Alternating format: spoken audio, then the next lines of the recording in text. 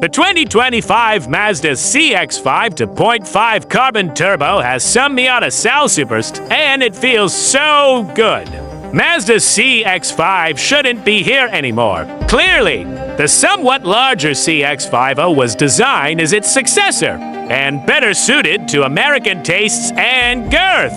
But when the CX-50 was introduced in 2022 as a 2023 model, sales of the CX-5 kept on cruising in the USA, sure.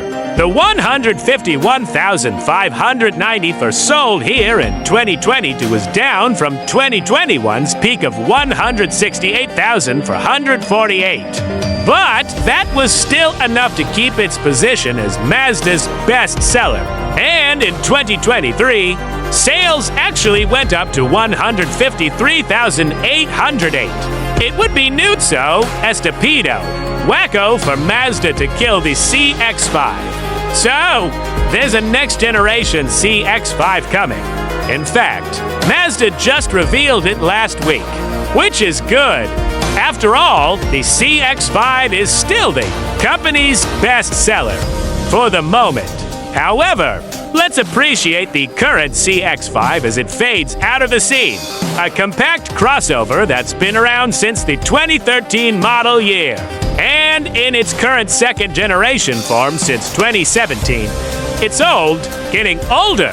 And as the 2025 CX-5 to 0.5 carbon turbo, it is still unique in the market and fun. And it's been keeping Mazda going. Also, if the 2.5 carbon turbo is irresistible, head to the Mazda store now. Mazda has already stopped production of the model in favor of more non-turbo versions, and in anticipation of the next generation.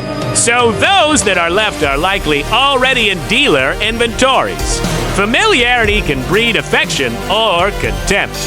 The CX-5, long-nosed but somehow also dorky and stubby, is downright cuddly.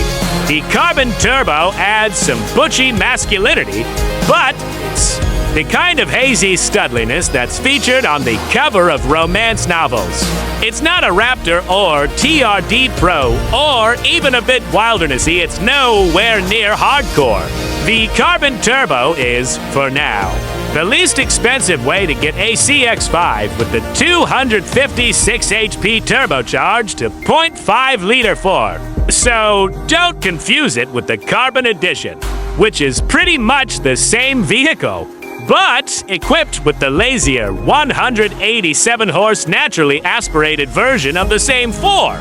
There's nothing wrong with the less powerful Carbon, but 69 horsepower is, well, nearly 70 damn horsepower. And 70 HP is what the 1975 Mazda 808 Coupe had in total. The only transmission currently offered in any new CX-5 is a 6-speed automatic transaxle, and all-wheel drive is also standard across the line. This is a real transmission with gears and a torque converter and all the things that make an automatic tolerable. No, it's not as tasty as a manual and not as responsive as some automated dual-clutch boxes. But it is leagues better than any continuously variable transgression. For many buyers, the CX-5 is a nearly ideal size because it's built inside the tight confines of Mazda's Hiroshima plant. It's about 3 inches narrower than the CX-50, but at 70 to 0.6 inches without mirrors. It's only a slight 0 point for inches narrower than a 2025 Toyota RAV4. The CX-5's 106.2-inch wheelbase is for 0.6 inches down from the CX-50, but 0.3 inches up on the RAV4. Let's not make too big a thing of the CX-50's compact size. It's smaller than the CX-50, but in the mainstream of mainstream compact SUVs, how does it drive? The only compact crossovers close to the CX-5 in handling quality are its brother, the CX-50, and the Porsche Macan. It's a pick and between the two Mazdas. But they are clearly the best of the SUVs that aren't at the Mackin's lofty $67,000 plus price point. It's not numbers in which the Mazda twins excel. It's their communicative nature. The steering isn't merely precise, but serves up tasty morsels of feedback constantly. It's not a nervousness, but it seems to be a deliberate decision by Mazda to trust the driver with, well, driving. There's some Miata soul in the CX-5 that pays off when it's not being used to maul prow or scale the lofty speed bumps at Home Depot. It's not a sports car. But there's fun engineered in for those rare moments when the road opens up. The dogs and kids aren't aboard. Law enforcement isn't apparently around. And some risk-taking seems apt. This responsiveness is also apparent in how the transmission responds to manual inputs. Nothing fancy, just secure shifts.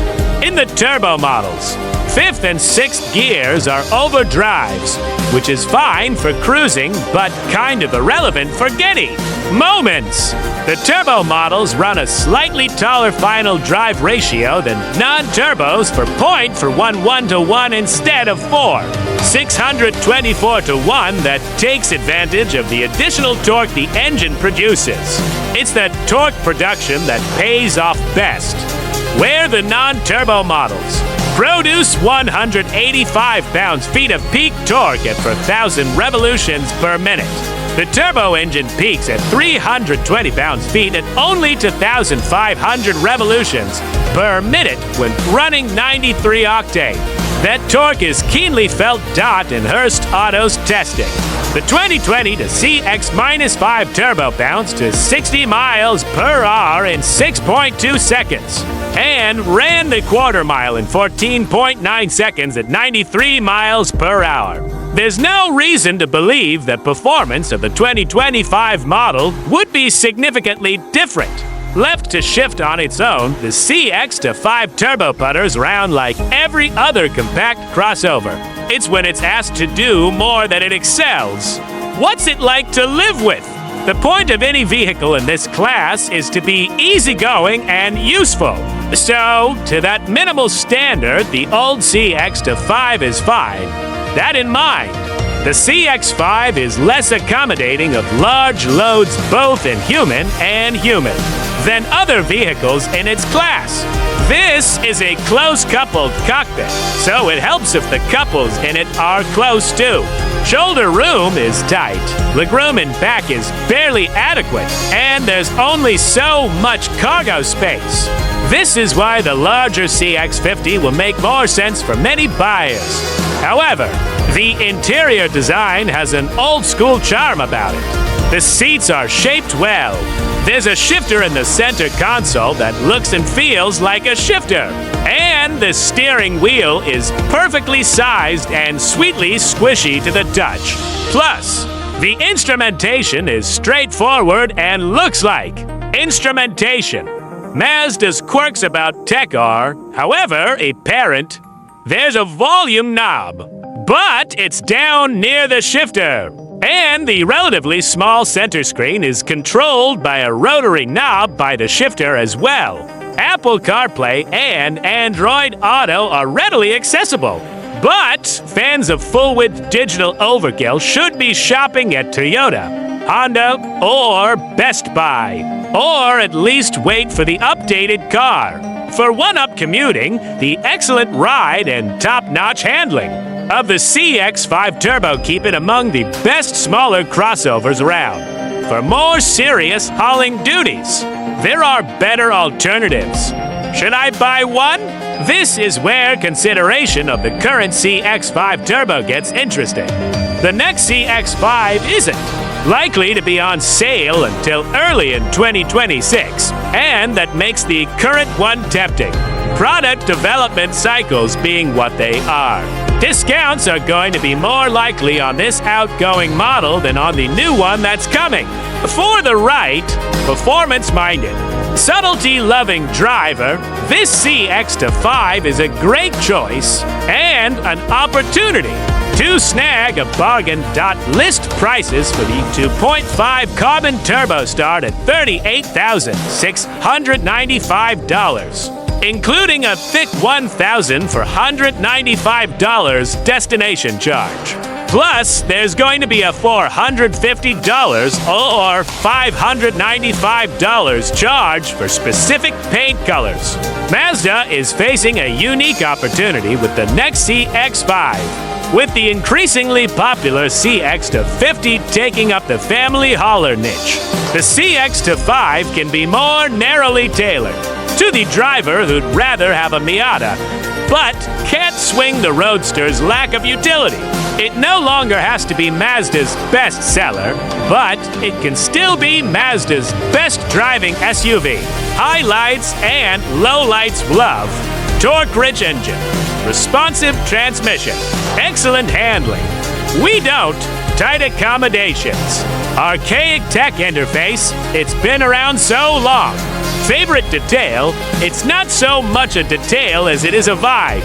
Mazda has been building this thing for so long in the same Japanese plant that it's got the quality locked down. The interior materials are up there with Lexus, and the doors shut with the authoritative thud of 30 pounds of fresh pizza dough hitting a slab of granite. Mazda is climbing the quality charts, and that brings confidence to the whole driving experience.